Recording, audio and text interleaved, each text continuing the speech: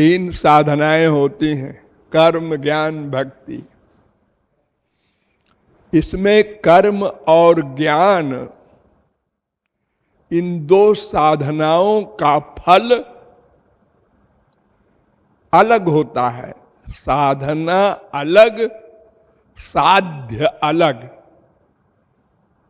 जैसे कर्म अगर विधिवत करोगे तो वो स्वर्ग दे के मर जाएगा, यानी समाप्त हो जाएगा।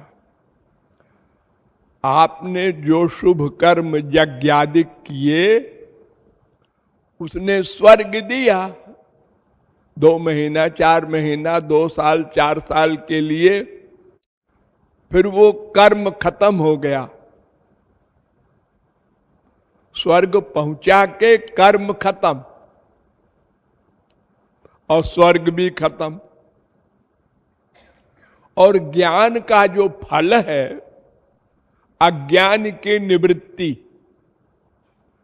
तो उसने अज्ञान को मिटाया, आत्मज्ञान को दिया और नष्ट हो गया।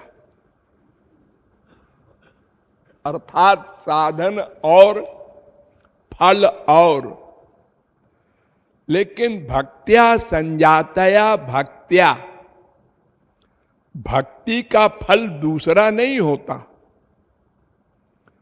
साधन भक्ति से ही साध्य भक्ति मिलती है और सदा भक्ति रहती है।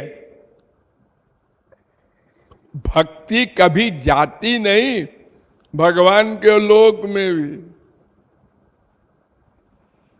फल रूपत्वात्, नारद भक्त सूत्र है, 26वां सूत्र। भक्ति फल रूपा है। भक्ति का फल भक्ति,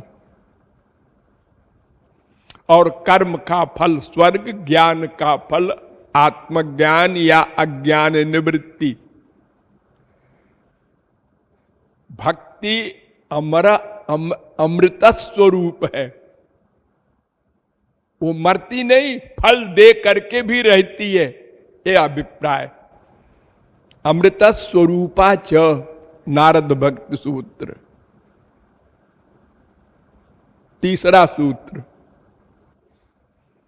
और सब मर जाते हैं फल देकर, कर्म ज्ञान तपश्चर्या कोई भी साधन हो।